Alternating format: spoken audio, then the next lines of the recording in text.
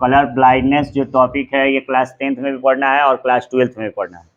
Class 10th में बस यही जानना है कि कलर ब्लाइंडनेस कहते किसे हैं, और क्लास 12th में ये जानना है कि कलर ब्लाइंडनेस किस प्रकार का डिजीज़ है और इसका वहन किस प्रकार से होता है, यह किसकी कमी से होती है।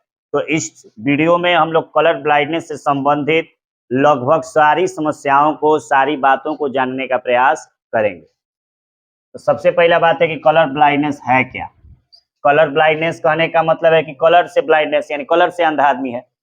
अर्थात हम लोग कह सकते हैं कि जब मनुष्य अपने आंख से रंग की पहचान नहीं कर पाता, एक साधारण सी भाषा में अगर कहें तो कलर माने रंगे ना होता है, ब्लाइंडनेस माने अंधापन। अर्थात जब मनुष्य अपनी आंख से कलर की पहचान ठीक से नहीं कर पाए उसे कलर ब्लाइंडनेस कहेंगे।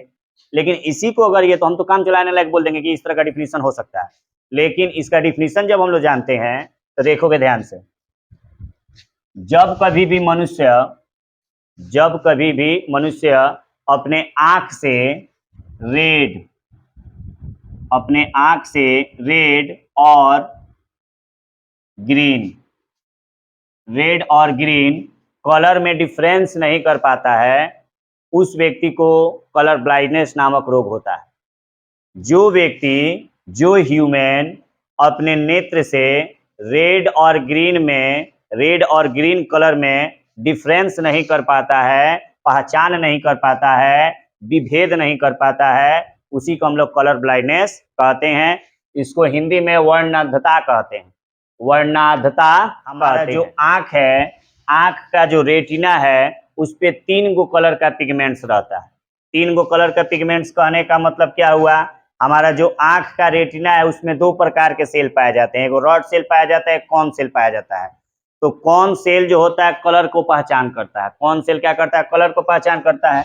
तो उसमें क्या होता है, रेड कॉन सेल रहता है और ग्रीन कॉन सेल रहता है और ब्लू कॉन सेल रहता है।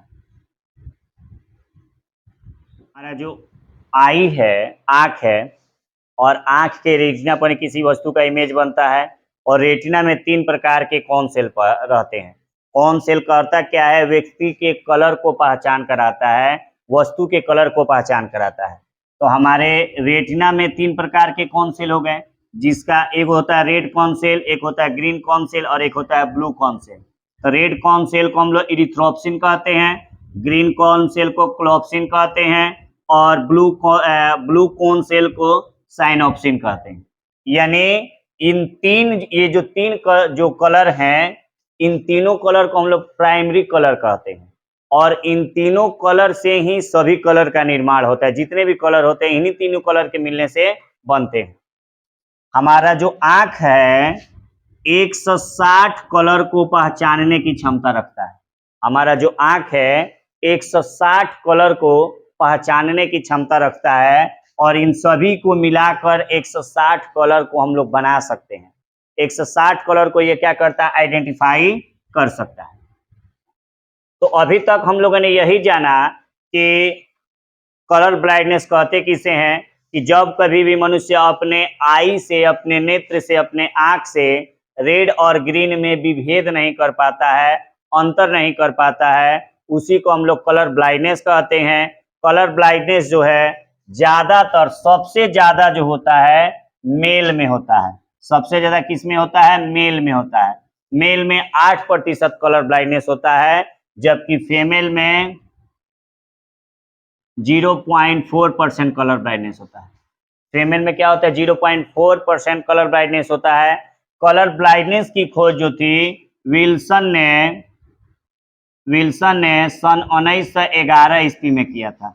कलर ब्लाइंडनेस की खोज किसने किया था, विल्सन ने किया था, और सन 1911 ईस्वी में किया था, है ना।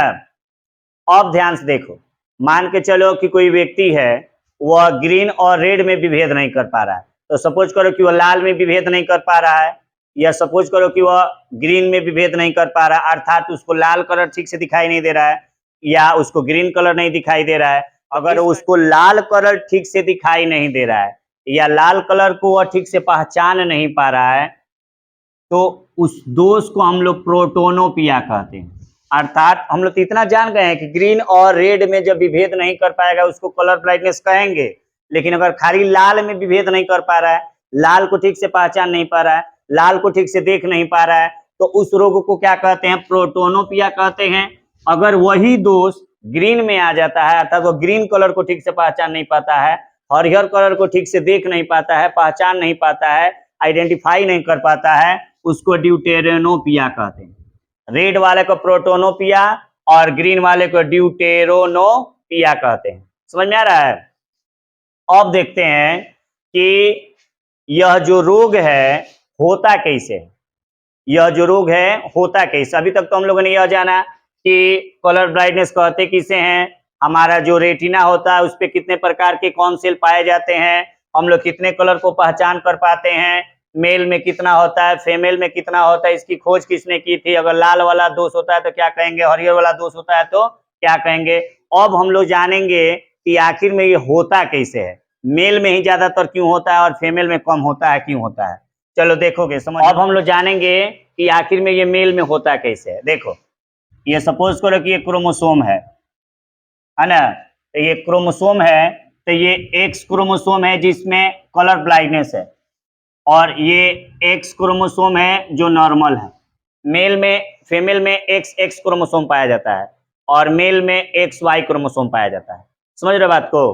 तो मान के चलो कि यहाँ पे ये क्रोमोसोम है ना, तो यहाँ पे एक जीन है, यहाँ पे एक जीन है जो कलर ब्लाइंडनेस को उत्पन्न करेगा। यहाँ पे एक जीन है जो कलर ब्लाइंडनेस को क्या करेगा?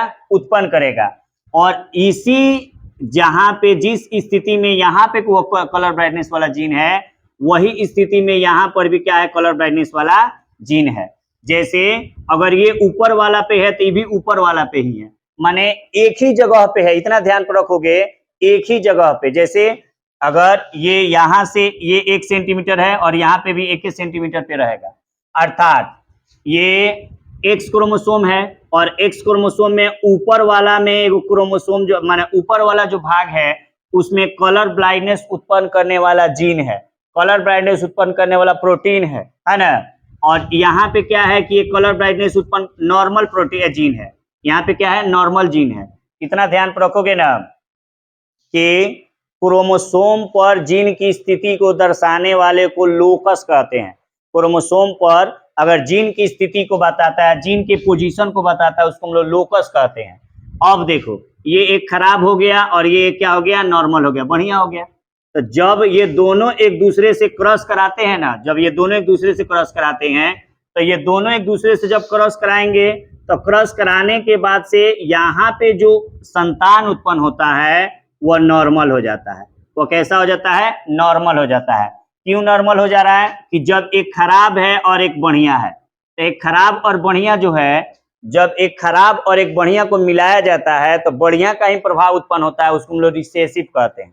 उसको हम लोग क्या कहते हैं? रिसेसिव कहते हैं। अर्थात जब एक खराब क्रोमोसोम है और एक बढ़िया क्रोमोसोम है, उस दोनों को मिलाएंगे और दोनों को मिलाने के बाद से जब एक अच्छा ही क्रोमोसोम उत्पन्न होगा, उसको हम लोग क्या कहते हैं? रिसेसिव कहते हैं। रिसेसिव,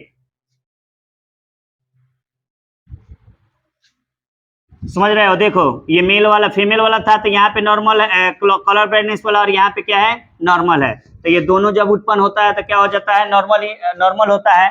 लेकिन ये जो फीमेल उत्पन्न होती है, फीमेल जो उत्पन्न होती है ना, वो कलर ब्राइटनेस का वाहक बनती है।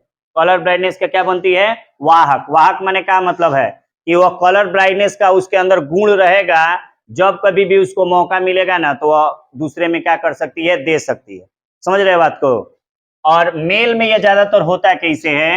ये मान के चलो ये एक्स क्रोमोसोम है और ये वाई क्रोमोसोम है, तो एक्स क्रोमोसोम पर यहाँ पे कलर ब्राइटनेस वाला जीन पाया गया, यहाँ पे कलर ब्राइटनेस वाला जीन पाया गया, और वाई क्रोमोसोम पर जीन पाया नहीं जाता है। वाई क्रोमोसोम पर किसी भी प्रकार का जीन नहीं पाया गया। तो वाई क्रोमोसोम पर जब जीन नहीं पाया गया तो ये खराब है और इस पे कोनो जीने नहीं है, तो किसका प्रभाव उत्पन्न होगा? खराब के ना प्रभाव उत्पन्न होगा। यहाँ पे तो अच्छा और खराब दोनों था, तो अच्छा का प्रभाव ज्यादा उत्पन्न हो गया। जैसे कभी कभी ऐसा भी होता है, ऐसे कोई इंसान नहीं है जिसके अंदर मेरिट और डिमेरिट नहीं हो, सबके अंदर अवगुण होता है, लेकिन किसी किसी में ज्यादा अवगुण होता है, किसी किसी में कम होता है। माने किसी किसी में ज्यादा बदमाशी होता है, किसी किसी में कम होता है। तो जो ज्यादा बदमाशी करता है उसका दिखने लगता है कि बदमाशी करता है, शरारती करता है, और किसी किसी में बदमाशी करता है कोई कोई, लेकिन अच्छाई भी करता है, तो इसलिए उसका अच्छाई दिख जाता है, बदमाशी छिप जाता है। तो यहाँ पे क्या है, ये तो खाली बुराई कर रहा है, यानी इसके ऊपर कलर ब्राइटनेस वाला जीन है और इस पे जीने नहीं है, इसलिए ये मेल में ज्यादातर होता है। इसलिए क्या होता है, ये मेल में ज्यादातर होता है। ये कलर ब्लाइंडनेस जो है एक्स लिंकेड वाला क्या है, एक डिजीज है, माने एक्स क्रोमोसोम के माध्यम से होने वाला एक रोग है ना। और ये जो है कलर ब्लाइंडनेस जो है क्रिस क्रॉस इनहेरिटेंस का पालन करता है। क्रिस क्रॉस इनहेरिटेंस क्या है इसको समझते हैं पहले। क्रिस क्रॉस इनहेरिटेंस मतलब मान के चलो कि यहाँ पे एक मेल है ना, यहाँ पे एक मेल है और एक फीमेल है, इन दोनों का शादी होगा तो एक लड़की होगी। तो ये इसके अंदर कलर ब्लाइंडनेस वाला है और इसके अंदर कलर ब्लाइंडनेस वाला नहीं है। तो इसके अंदर जब कलर ब्राइटनेस वाला है, इसके अंदर नहीं है, तो ये जो लड़की हुई है यानी डॉटर जो हुई है, इसके अंदर कलर ब्राइटनेस वाला जीन आ गया है लेकिन रोग उत्पन्न नहीं होगा इसके अंदर। जैसे कभी कभी होता क्या है कि आदमी गलती करता है लेकिन दिखाई नहीं देता है, छोटा छोटा गलती करता दिखाई नहीं देता है।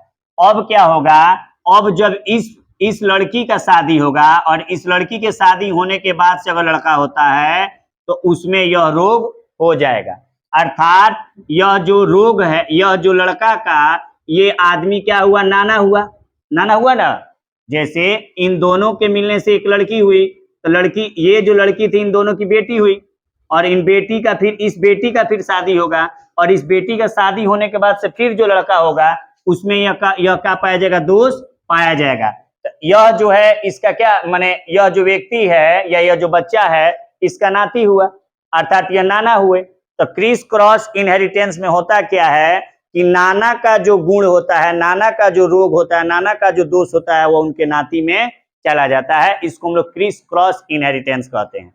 तो कलर ब्लाइंडनेस जो है क्रिस क्रॉस इनहेरिटेंस का पालन करता है और यह किसके माध्यम से होता है, तो एक्स लिंकेज क्रोमोसोम के माध्यम से होता है। इसके माध्यम से होता है, एक्स लिंकेज क्रोमोसोम के माध्यम से होता है। यह मेल में ज्यादातर क्यों पाया जाता है, तो मेल में ज्यादातर इसलिए पाया जाता है क्योंकि मेल के वाई क्रोमोसोम पर किसी प्रकार का जीन नहीं पाया जाता और एक्स क्रोमोसोम पर जीन पाया जाता है, जिसकी वजह से मेल में ज्यादातर रोग होता है।